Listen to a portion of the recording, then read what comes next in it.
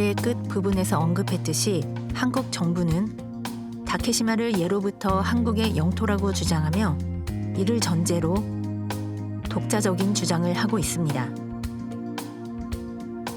첫 번째는 1900년 대한제국 칙령 41호에서 울릉도를 울도로 바꾸고 도감을 군수로 하여 구역은 울릉도 전도와 죽도, 석도를 관할할 것이라 했는데 이 석도가 현재의 다케시마를 지칭한다고 주장하고 있는 것입니다.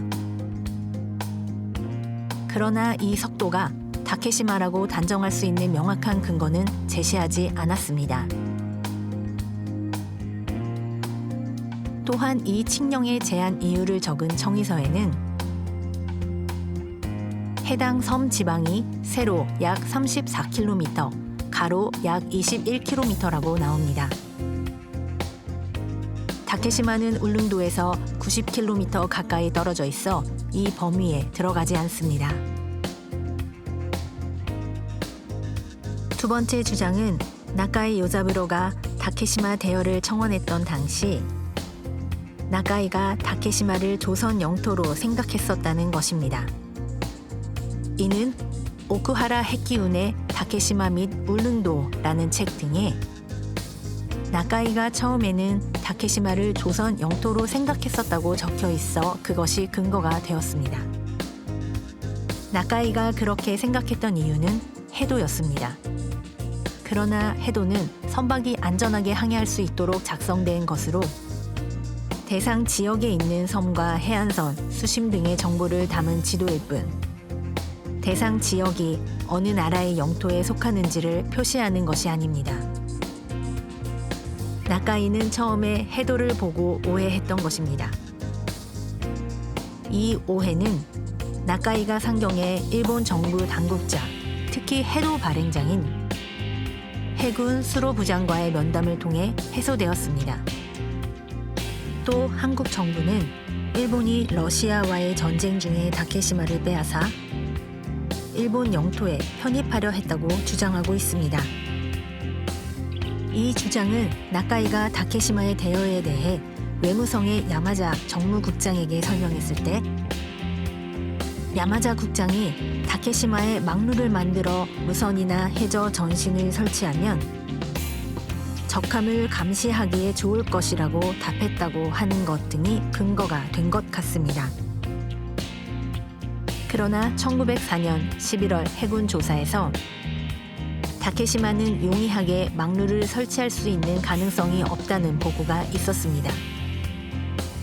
이 보고에도 불구하고 1905년 1월에 시마네현 편입에 관한 국무회의 결정이 있었습니다.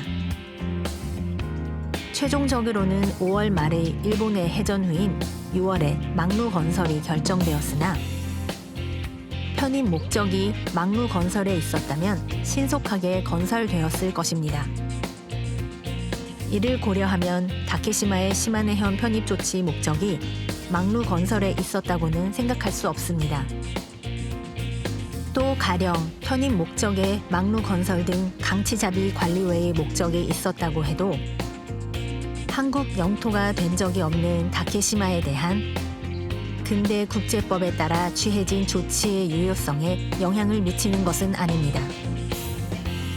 또 한국 측 주장은 다케시마가 한국 영토였다는 점을 전제로 하고 있으나 그 전제가 되는 사실이 존재하지 않습니다. 과거 한국인이 다케시마를 주체적으로 이용했다는 근거가 되는 사실이 없으며 한국이 다케시마의 행정권을 행사한 적은 전혀 없습니다. 한국 정부의 주장에는 아무런 근거가 없는 것입니다.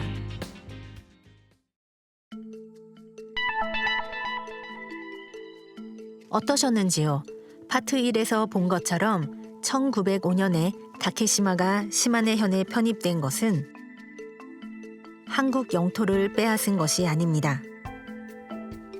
일본인 어부들이 다케시마에 서서히 진출하게 되었다가 강치잡이가 과당 경쟁, 남획 상태가 되었기 때문에 자원 보존을 생각한 나카이 요자부로가 다케시마 대여를 일본 정부에 요청한 데서 이루어진 것입니다.